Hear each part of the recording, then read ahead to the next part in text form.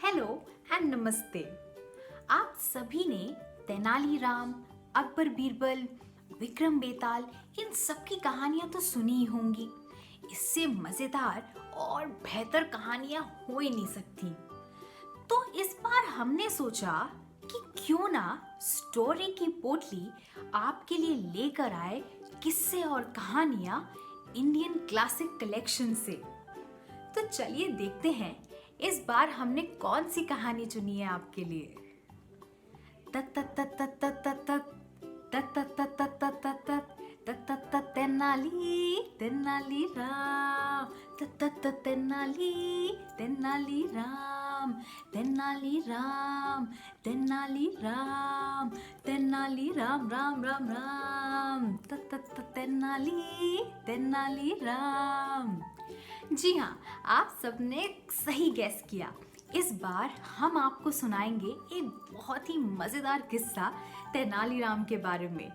तो आज की कहानी का नाम है the thieves and the well, Tenaliram और मूर्ख चोर। बहुत समय पहले विजयनगर में भीषण गर्मी पड़ी और इतनी ज्यादा गर्मी थी कि सब कुछ सूखता जा रहा था। सूखे की नौबत आ गई थी वहां पे। नदियां, तालाब, सबका जलस्तर घटने लगा था। तेनालीराम के घर के पीछे एक बड़ा सा बाग था और वो बाग सूखता जा रहा था।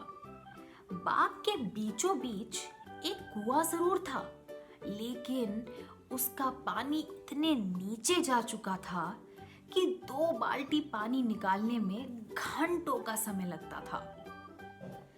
एक गर्मी की रात तेनालीराम और उनकी पत्नी सोने ही जा रहे थे कि उन्हें कुछ आवाज सुनाई दी। खश खश खश खश खश खश।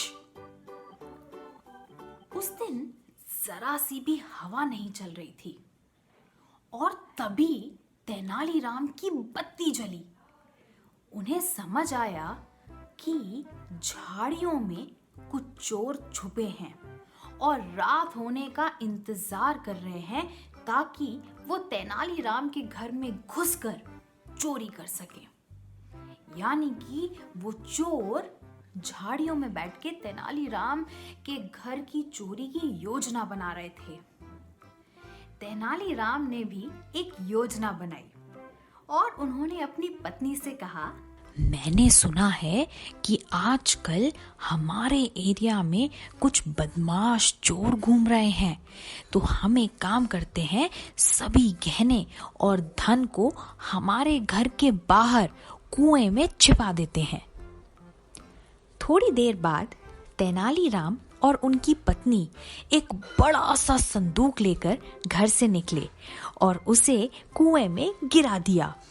वो घर के अंदर जाकर सोने का नाटक करने लगे।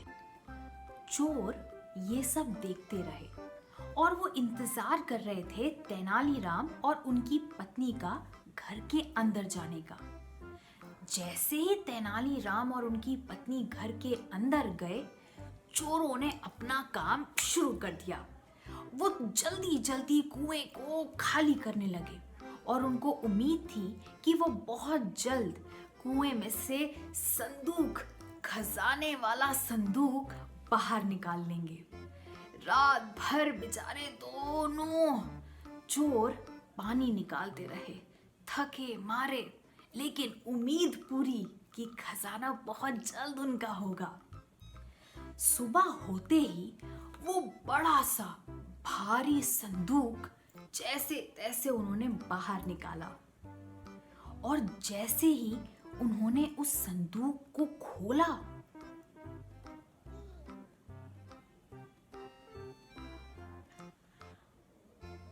उन्हें समझ नहीं आया कि ये क्या हो गया।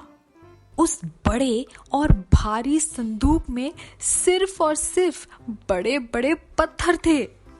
चोर समझ गए कि ये तेनालीराम की चाल थी। उसी वक्त तेनालीराम अपने घर से निकल कर आए और कहा, अरे वाह, मेरे पौधों को पानी देने के लिए आप सभी का धन्यवाद। मुझे आपको पैसे देने चाहिए इस काम के लिए।